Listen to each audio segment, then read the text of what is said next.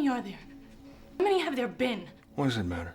It's not that our sex life hasn't been good. It's been great, Slim. But I'm a man. Men and women have different needs. I sit here, I take care of your house and your kid. The party is over. I am not a doormat. You cannot do this to me anymore. I can't hit you. No, you can't. You want to fight? I make the money here, so I set the rules, right? It's my rules. I want you back. No.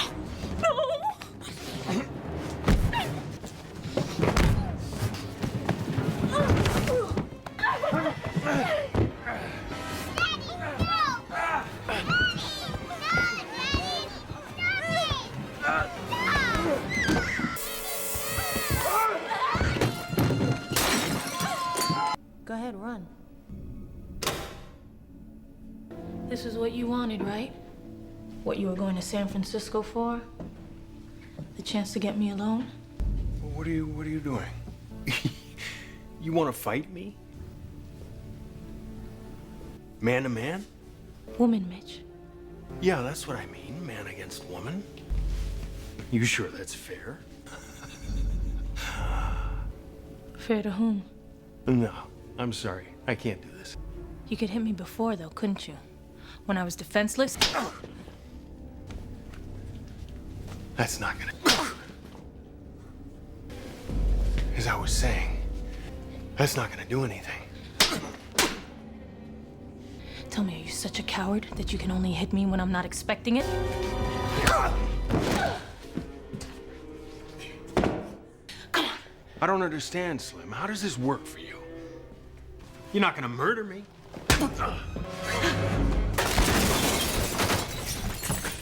Self-defense is not murder. It's not self-defense when you break in here and attack me. Come on. The film opens against the vibrant backdrop of sunny Los Angeles, where we meet Slim and her co-worker Jenny, both waitresses at a bustling diner. For Slim, life at the diner follows a familiar routine, until one fateful day when her world is unexpectedly shaken. A charming man named Robbie walks in and begins to flirt with her, capturing her attention.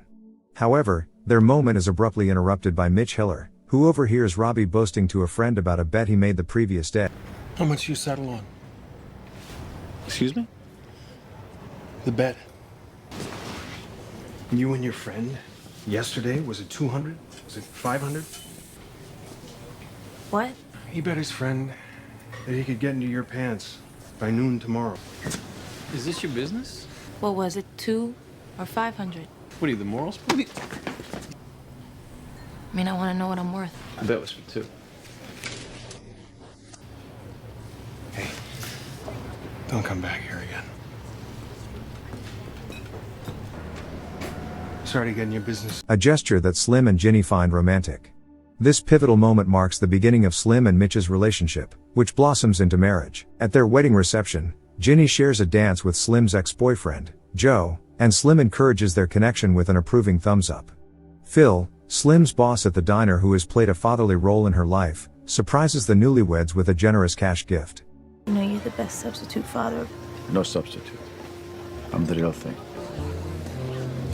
Mitch, a commercial contractor with a stable financial footing, decides to buy them a beautiful home in Los Angeles. As time passes, their lives unfold as they had envisioned. They joyfully welcome a baby girl named Gracie, completing their family. However, after Mitch receives a phone call that he brushes off as work-related, Who was that? Construction thing. Slim senses something amiss. She tries to rekindle intimacy during a shower, but Mitch declines, citing his work obligations. As he finishes his shower, his phone incessantly rings, prompting Slim to return the call. Hi, darling. Where are you? You just paged my husband, right? Oh my God. Who are you? What's your name? I have to go. Don't be a coward. Tell me your name. I'm Darcel. I'm very sorry. What she uncovers shatters her idyllic perception of their marriage. Mitch has not been the faithful husband she believed him to be. When confronted about his infidelity, he offers heartfelt apologies during an embrace. Hey, She paged you. who? I guess you're late, huh? Number 33, Darcel. Wow. She's not important. I must be brain dead, huh? And I used to think we were so lucky. Please, No. I promise. I'm so sorry. Yet, as time goes on, it becomes evident that this betrayal is not an isolated incident. Slim discovers traces of another woman's perfume on him. Mitch rationalizes his actions by claiming that men and women have different needs, Men and women have different needs. further complicating their already fragile relationship and setting the stage for deeper conflict. Overwhelmed by the painful reality of Mitch's betrayal, Slim reaches a breaking point and finds the courage to confront I it. sit here, I take care of your house and your kid. The party is over. I am not a doormat. You cannot do this to me anymore. I can't hit you. No, you can't. You want to fight? I make the money here, so I set the rules, right? It's my rules. Your rules. Yeah.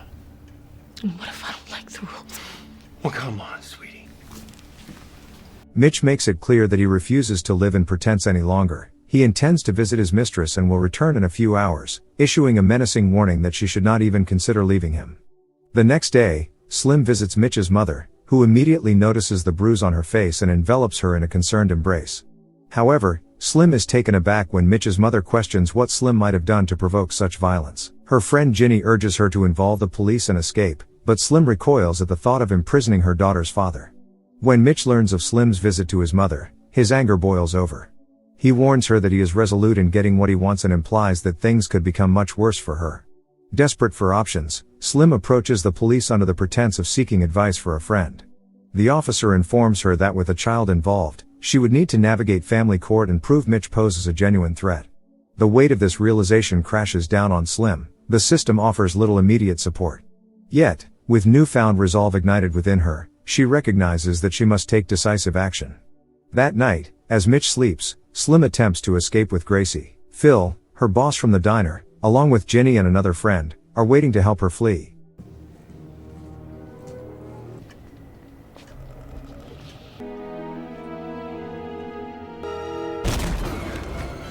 Put her down.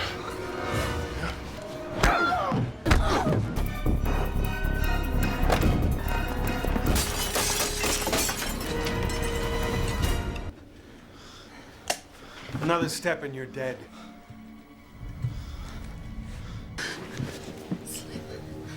You've broken into our house. I could kill you free and clear.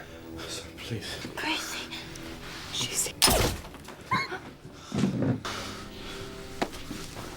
No. No. Get out. Wake up, baby. Look at your papa. Yeah, wake up. We're gonna go. See you soon. They all rushed from the house, hearts pounding, as they piled into the car, uncertain of where to take Slim and Gracie for safety. In the midst of the chaos, Slim felt a sharp pain in her side, realizing she might have some broken ribs. Knowing Mitch could easily track them down, they decided to seek refuge at a hotel. However, when Slim attempted to use her credit card, it was declined, likely canceled by Mitch, and her bank account was frozen. I'm sorry. Apparently this card's been refused. Would you like to try another? I'm sorry, Mrs. Hiller. The funds in your account seem to be frozen. With their options dwindling, Slim found herself seeking shelter in a rundown motel, hoping that by keeping a low profile. But that night, her fragile sense of security shattered when Mitch called, revealing he had tracked her to the motel and was attempting to break into their room. In a panic, Slim grabbed Gracie and fled through the back door, with Mitch in furious pursuit. Miraculously, they managed to catch a bus just in time. Slim had a plan. With Phil's help, they arranged for a flight to Seattle, where her friend and former boyfriend, Joe, lived. Although Joe was her ex, he had always made her feel safe, and she hoped he would welcome them. As they settled in at Joe's place, an unexpected knock at the door sent them scrambling to hide. An FBI agent entered, claiming to investigate Gracie's alleged kidnapping, followed by two men who began searching the apartment. When Joe requested to see their warrant, they refused, raising alarm bells for him. Just as he reached for the phone to call the police, they seized it from him. They ransacked the house but failed to find Slim and Gracie. Before leaving, they threatened Joe with a knife and one of them maliciously slashed his sofa. Later that night, Mitch called Joe, issuing threats that left Slim feeling guilt-ridden for putting her friend in danger.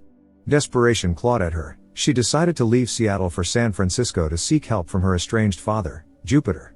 Abandoned at 2 years old, she had sent him letters throughout her childhood, but he had never responded. Now, when she approached him for assistance, he dismissed her with skepticism, assuming she was simply after his money, a common ploy from others who had tried to exploit his reputation as a man with many children due to his colorful social life. After enduring the turmoil with Mitch and feeling increasingly isolated,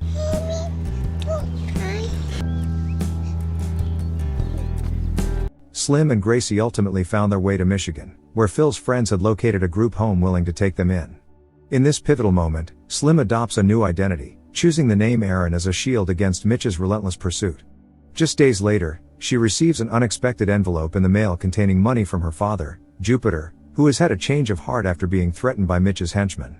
While Jupiter isn't a hero in the traditional sense, he understands that if Mitch is targeting him, then Slim must be in dire need of help. With this newfound financial support, Slim seizes the opportunity to forge a fresh start for herself and Gracie, using the funds to secure a safe home. She takes proactive measures to ensure their safety, even instructing Gracie never to call her Slim again. You can call me Mom, or you can call me Aaron, but you cannot call me Slim. I never call you Slim. In a moment of desperation, Slim drives hours away to use a payphone to contact Mitch's mother. Do we have to drive for 55 hours just to reach some phone bill? Okay. Despite the danger, Gracie's innocent desire to speak with her father weighs heavily on Slim. Mitch's mother reveals that he plans to initiate a custody battle and advises Slim to allow Gracie to talk to him, reminding her of the pain of growing up without a father. Reluctantly, Slim agrees and lets Gracie speak to Mitch, unaware that he is tracing the call with the help of his corrupt cop friend, Robbie. This connection is particularly treacherous. Robbie was once part of a scam that had intended to exploit Slim, but instead, Mitch married her. As tensions rise, Joe visits Slim and Gracie for a day, but Robbie soon discovers their location. That night, while Joe and Slim share a tender moment with Gracie on the bed, their fragile peace is shattered when Slim returns home to find Mitch waiting inside. I want you back.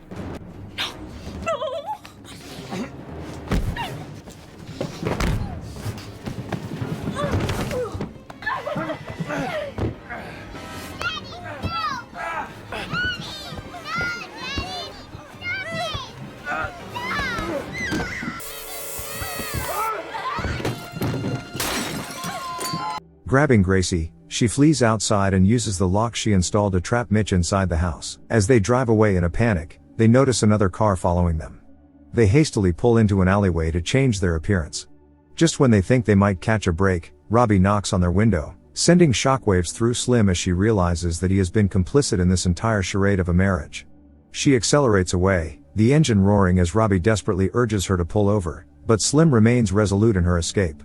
Amidst the chaos of the car chase, Gracie's panicked cries pierce the air, pleading for everything to just stop. Come on. Slim, however, is intimately familiar with the winding roads and cleverly lures Robbie toward a blocked bridge, leading to a disastrous crash that leaves his SUV mangled while her own car emerges unscathed. Seeking refuge, she drives to a secluded barn where her backup getaway vehicle is hidden. As Gracie grapples with the trauma of their harrowing ordeal, Slim dons a new wig, symbolizing her determination to reinvent herself. She then visits her lawyer, who delivers devastating news. It's too late for legal recourse since she failed to file police reports earlier. The lawyer warns that Mitch could easily paint her as a drug addict during the custody hearing, jeopardizing her chances of keeping Gracie. He reveals that the upcoming hearing is merely a trap devised by Mitch to track her down and eliminate her. In a twist of fate, Slim's friend Ginny finally arrives to help, offering to watch over Gracie for a time. Ginny questions how long this arrangement will last, but Slim remains enigmatic. Hey, how long? Hinting at a deeper plan without revealing her intentions. It's soon clear that Slim is preparing to learn self-defense techniques to confront Mitch head-on.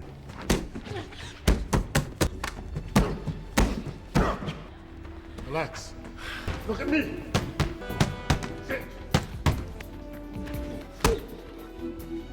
Okay. So how do you win? I attack. Go! Go! One last thing. We must prepare even for the impossible. Days pass, and Slim seeks out Jupiter, asking him to find a doppelganger who can assume her identity in San Francisco as part of an elaborate ruse. I need Mitch to think I'm here in San Francisco. Today? Yeah.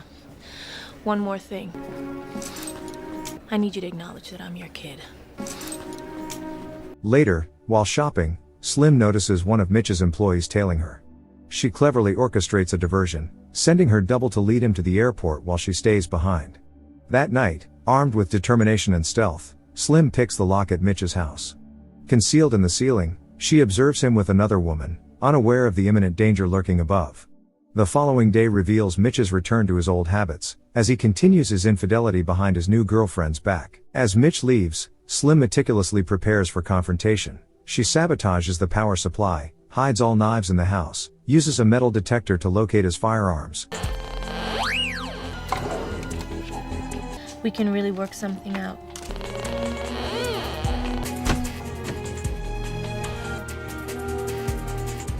Plants incriminating letters about his abusive behavior in the cupboard, and sets up a device to cut off any incoming phone calls. Once everything is in place, she waits like a predator poised for its prey. Later that night, when Mitch returns home to find his lights extinguished while his neighbors remain lit, Slim seizes the moment. It's me. And this morning? She reveals herself from the shadows, and Mitch's shock deepens when he realizes his gun is missing from its usual spot. I found it, Mitch. In a frantic attempt to call 911, he discovers Slim's device has thwarted his efforts. It's a machine. It knocks out cell phones. With the lights now flicked on, Slim stands ready for battle, prepared to reclaim her life and protect Gracie at all costs. Scared? Of what? Go ahead, run. This is what you wanted, right? What you were going to San Francisco for? The chance to get me alone?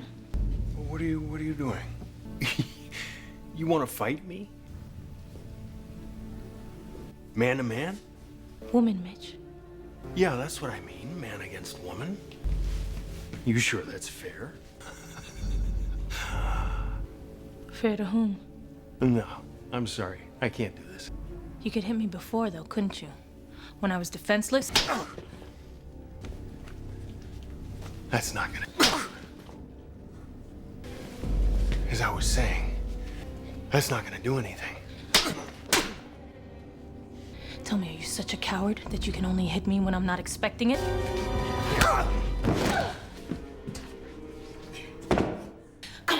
I don't understand, Slim. How does this work for you? You're not gonna murder me.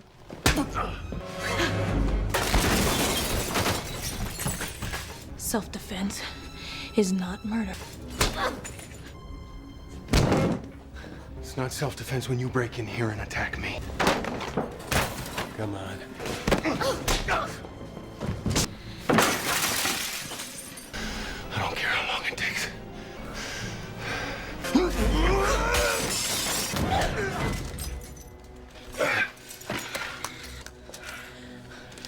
He bleeds.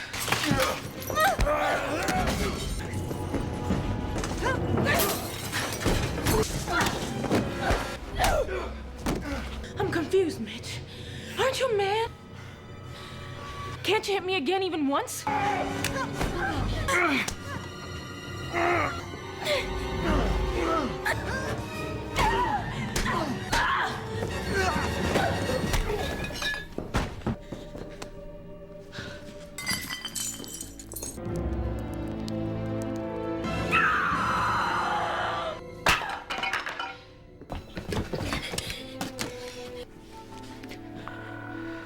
Hi. I can't do it, Jen. I'm not a killer. Slim, he'll come after I know. you and after Gracie.